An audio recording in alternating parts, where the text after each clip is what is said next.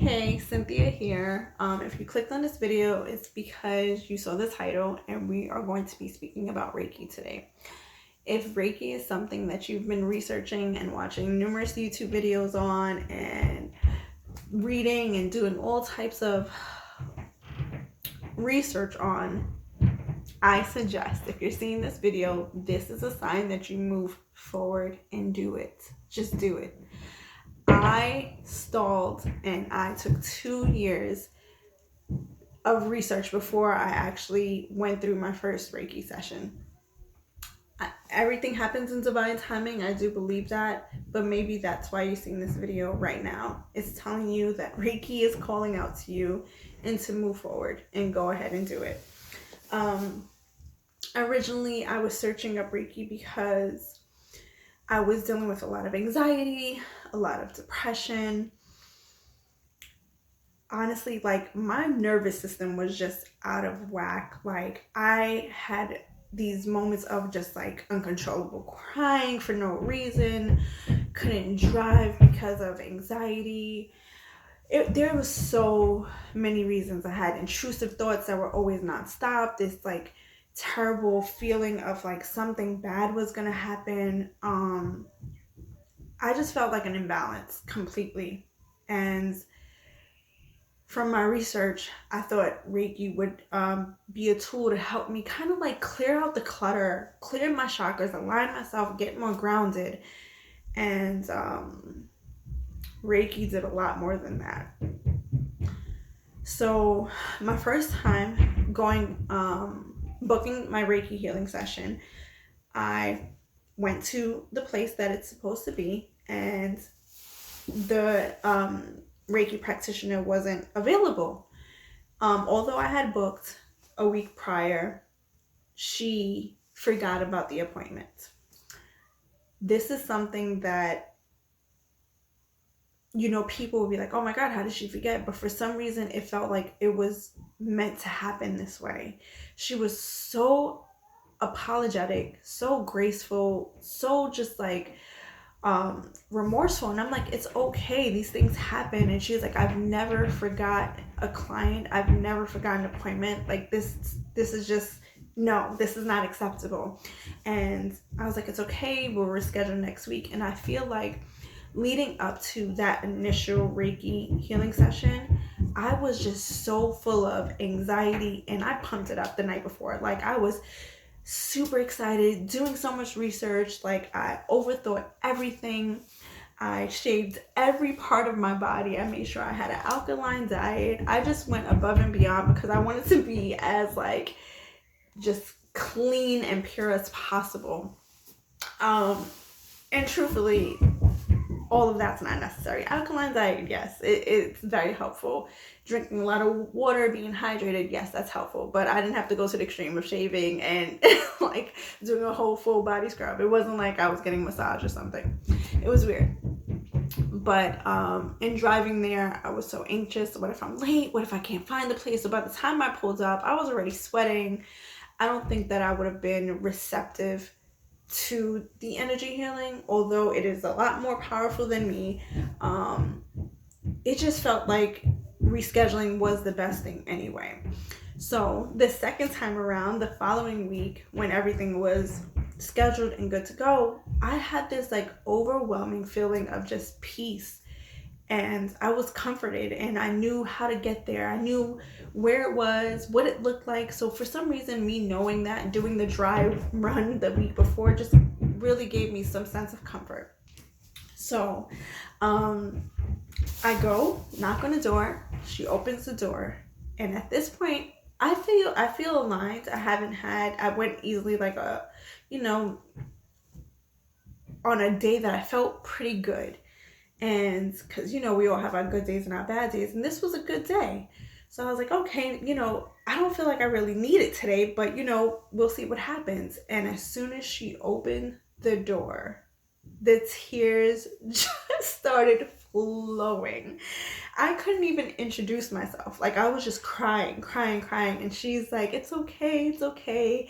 I'm like a mirror, when you meet me, like all the emotions that you've been dealing with are gonna come up.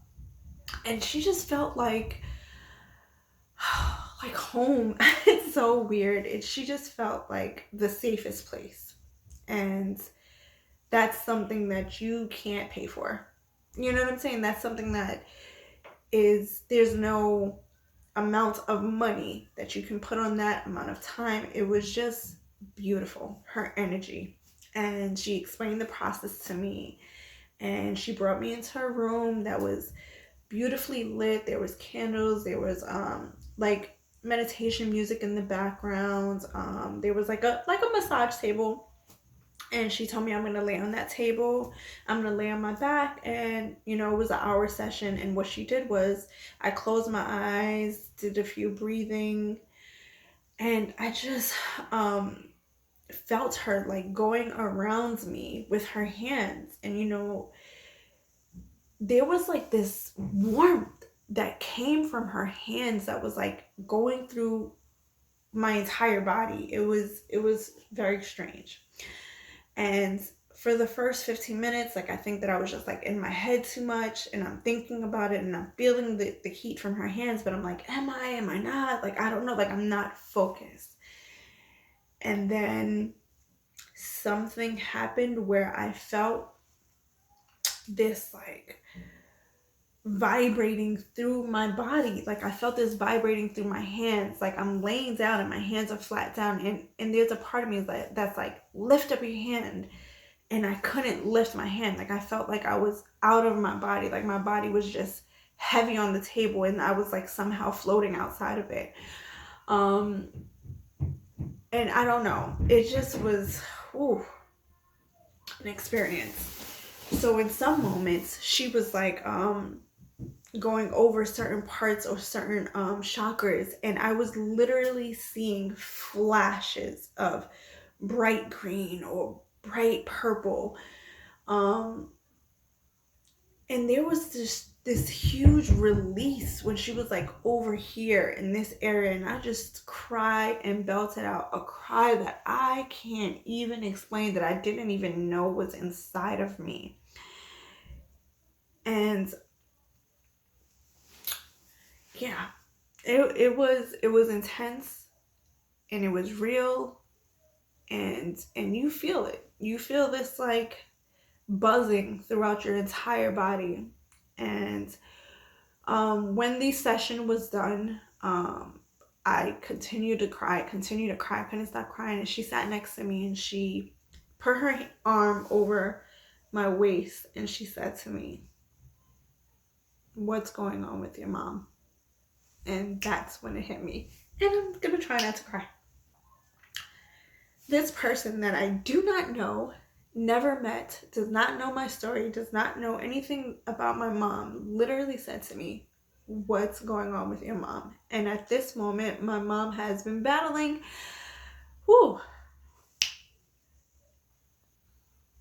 You got this. Okay. At this moment, it's okay. My mom had been battling end-stage kidney failure for about 4 years. She had her good days, her bad days, and at this point, she was in the hospital. But she was doing okay, Like, they were just keeping her there to do some emergency dialysis and to get her surgery, because she had a heart valve issue that was contributing to her retaining fluid, which was not good because her kidneys were failing. So, but overall, she was doing okay, and she said to me, "Whatever you're doing today, I need you to stop it, and I need you to go be with your mom." She said, "Your mom was in this room." This is still hard. She said, "Your mom was in this room with us the entire time, and I felt her energy, and she's transitioning." She said, "This is difficult." Excuse me.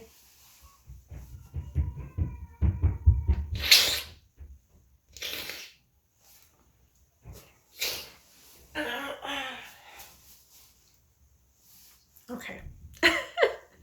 She said, your mom served her purpose. She served her purpose and she's here for you. She's holding on for you. And the truth is, my mom was the type of person that she could feel as sick as possible and she would still be like, if I just had a headache, she's like checking on me, worried about me. And it's like, Mom, I'm okay. Are you okay? Like, she was always just like afraid of how I would take her being sick. And she would always hide it from me. And she would like tell her sister, oh, don't tell Cindy, but I'm not feeling well today. Like, she would hide it from me for some reason. Like, I couldn't take it. And maybe I couldn't, you know, because I worried about her all the time. Oh my God. So, you know, we spoke and she said, you know, your mom is transitioning and you have to let her go because you have to know that she served her purpose. And that was difficult for me to hear. And there was a part of me that was like, is this even real? You know what I'm saying? I mean, it must be. How did she know that my mom wasn't doing well? I mean, she was okay, but she was been struggling with dialysis. So that's exactly what I did. I stopped what I was doing and I went up to the hospital. And I walked into the hospital room and she's there watching TV. And she's like, hey, how you doing? What are you doing here? Because she wasn't expecting me to come that day. I climbed in the bed with her. We watched TV. You know, we laughed. We talked.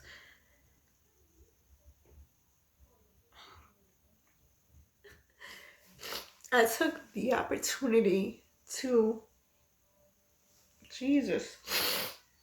I took the opportunity to tell my mom how much I love her. Like, I love you so much. You're like an amazing person. And my best friend. And, you know, and that's something that, yeah, that's something that a lot of people don't get the chance to do, you know? And at this point, I'm not even sure that my mom is really going anywhere, you know? But I was like, let me let her know, like, you are the most important person in my life. I love you so much. And just honor her and give her her flowers while she's here. Because the truth is, like I said, a lot of people don't get that opportunity. Sometimes when loved ones pass, it's completely unexpected, you know? It doesn't make it hurt any less, but knowing that I was able to say those things brings me a lot of comfort. And the only reason why I feel like I was able or given the opportunity to say the things that I did say that day was because of my Reiki healing session. Them bringing that awareness to me that, you know, my mom is not superwoman and she is going to be transitioning soon, you know? And I left that hospital feeling good because, you know, she looked great. She was amazing. We had a few conversations after that, and 12 days after my Reiki healing session, my mom passed away. And why every time I make a YouTube video I'm crying? That's ridiculous. Okay. I'm just really in tune to my emotions, and this is something a lot harder to talk about. But that's why we do this, to talk about the hard things. Anyway.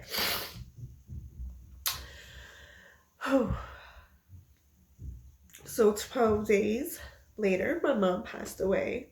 And although the most difficult time of my life, there was a deep knowing that, you know, because of my Reiki healing session, I was able to be present in a way that I probably wouldn't have if I didn't have that awareness, you know? Reiki is real. If you were wondering, Reiki is powerful. Reiki is beautiful. I've had a few Reiki sessions after that. I did another Reiki healing session on my own, and then I did a couples Reiki healing session, which is a whole nother story within itself. That was pretty amazing, and I think that it really contributed to the healing process. And I actually should be booking a session shortly, soon, you know. But if you're thinking about doing Reiki, I encourage you, go do it. You know, if you find the right person, the right practitioner, I think that you would find it to bring a lot of, if not immediate healing, immediate awareness to the places and the areas in your life that you do need healed, you know? And for some reason, I started to think about the things that were so dormant and deep-rooted in my body, in my nervous system, that was kind of keeping me stagnant in a lot of areas. And I do feel that Reiki contributed to bringing awareness to those places, you know? So yeah, I mean, in a nutshell, that's my story. I saw this going a little differently in my head, but yeah. I don't even know where to go from here, so I think I'll end it and probably cry a little bit more. But if you're interested in doing Reiki, I suggest you do. I'm gonna insert a clip of me after my Reiki healing session. Kind of looked a little bit like this. I was a mess. I was crying, but it wasn't of sadness. It was like this this overwhelming feeling of universe just hugging me. This like warmth of feeling protected and divinely guided. And it is a day I will never forget. Love, light, alignment to you all. And if you are on this healing journey, you know it's not always pretty, but it's always necessary. Yeah, this is what it looks like after you have your first Reiki session and you experience a magic that words would never be able to describe.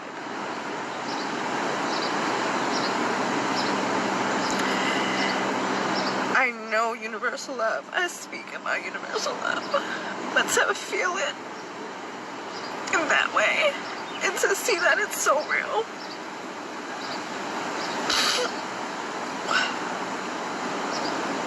Just want to say, love on yourself. Love on yourself.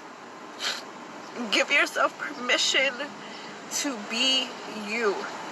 Give yourself permission to breathe, to feel, to cry, to laugh.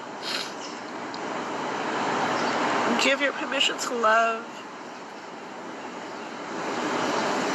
Give yourself permission to hug someone. Give yourself permission to say, I'm sorry. Give yourself permission to say, please forgive me, or I forgive you. Holding on to so much burdens doesn't make you stronger. It makes you numb. And the whole point is to feel, and to feel deeply. So with that, I say love and light. Be good.